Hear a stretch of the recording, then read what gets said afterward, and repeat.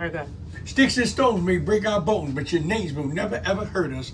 Hard work and dedication. Let's get ready for some PGO. Put your gloves on, boxing information. And I am Wild Weezy, social media encyclopedia. Yeah, that's me, alongside bro AT the Messenger, Bay Hall of Famer. Yeah, that's and me. today's topic is about the wrap-up. Who? The wrap-up. The fight that came on Friday night, December 19th, called Judgment Day. What type of card was it? Was it worth the card? And what the fighters did and what they should have did and what they didn't do. So, now, Messenger, I want to ask you a question. Because a lot of people got a lot to talk about. A lot of people got a lot to say. And our phone been ringing off the hook as if we was giving away free money.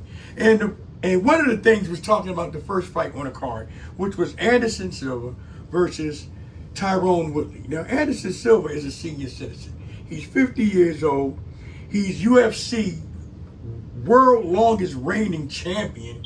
And I don't even know Tyrone Woodley's age. It really don't matter. But his professional record is 0-3 when Anderson Silva record is 4-2-2.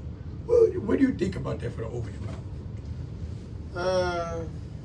I think it was just like they say on a CD, a song filler. Like you need songs on the CD to fill up the CD for your major song. That's what this was. This was just a fight. I'll tell you one thing. It was kind of exciting when Anderson Silva tapped his feet and threw the overhand right. And Roy Jones? He did the Roy Jones? He definitely did the Roy Jones to him.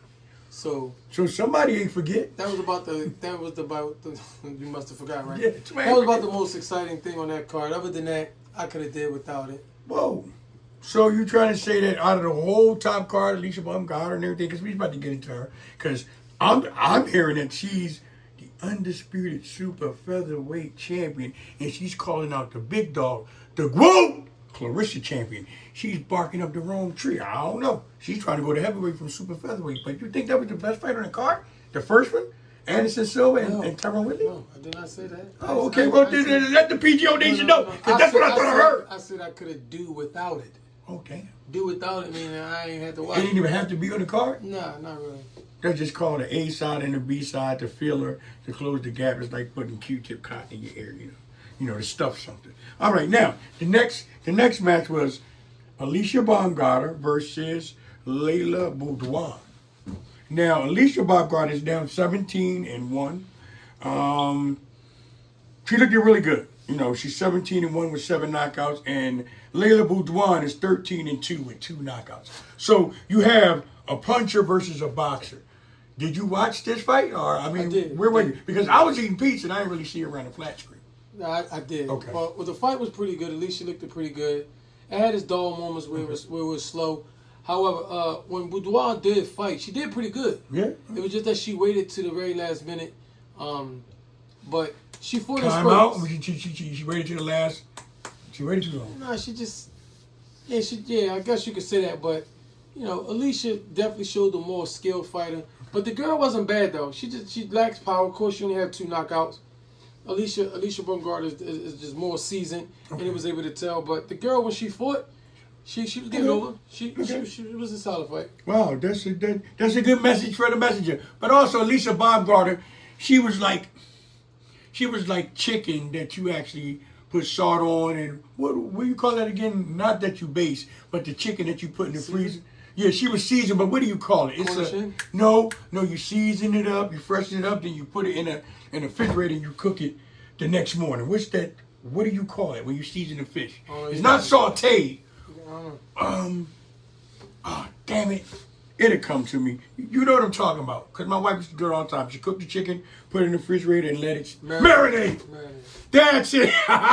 Yes, Alicia Baumgartner, she was like a marinated, just physique piece of meat. Seasoned, meaning she was well seasoned, she was well prepared, because she had Derek James in her corner. Derek James, never forget Derek James, he was a trainer of the year. He also had Errol Spence. So yes, Alicia Baumgartner is just special. She was physique, she was cut up, and she was strong. She was very well marinated, if I may say so myself. Big ups to the bomb. We love you, sis. Now, going into the third fight. The third fight is the main event of Jake Paul, Mr. Social Media Bugaboo, and then you got Anthony Joshua, the British is coming! The Brits is coming! The gentleman. I think, champ, what do you think? But I think he closed the gap. And like I said in one of our short videos, you play football. You play basketball. You do not play boxing.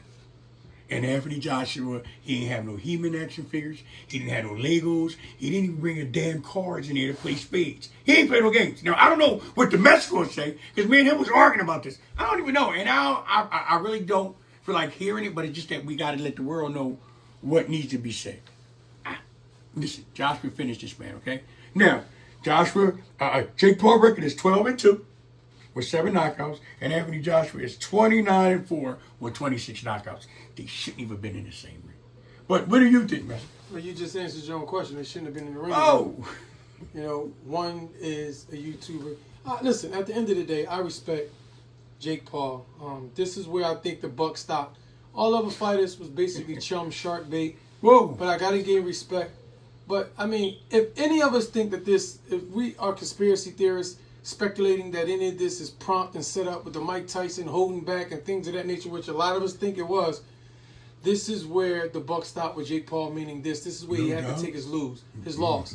Because you choose Anthony Joshua, if there is a way of throwing a fight, like I said, people think Mike do, he couldn't afford to throw this away, or he couldn't afford to look too bad. However, me being a boxer and understand and how you throw your shots, how you let things go, telegraphing, to me, I think he carried them 6 rounds. No! Hey, look, you can say what you want to say. No! There has to be some It was patience because Anthony Joshua's chin got Windex on it too, and Jake Paul can punch. Listen, Jake Paul can't do nothing. He was taking his time, champ. He was trapping a bunny rabbit. That's your opinion?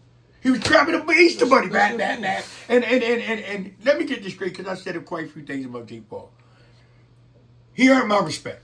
Even through getting his ass whipped, he earned my respect, because I seen the shots he was trying to hit AJ with. He couldn't hit him, but he was trying. And if he would have hit AJ with them shots, he'd probably exposed the Windex on his chin. Because remember now, chin don't lift weights. Chin don't lift weights. So AJ did what he's supposed to do. But Jake Paul, I respect you, man. PGO. Wild Weezy do, because I blast you. Now I got to bless you. I respect you, man. You can fight. But there was a difference between a social media bugaboo and a 2-time Olympian champion. I mean, a 2 heavyweight division champion, world-time title champion. But go ahead, man. I mean, you want to close it out? It wasn't set up to me. It wasn't set up. This is what we do all the time. He has his opinion. I'm not going to knock him. But at the end of the day, I don't respect Jake Paul as a fighter, bro. It just is what it is. You want to respect his hustle. You want to respect how he made himself turn into a megastar and something that he can't do. Can you beat him?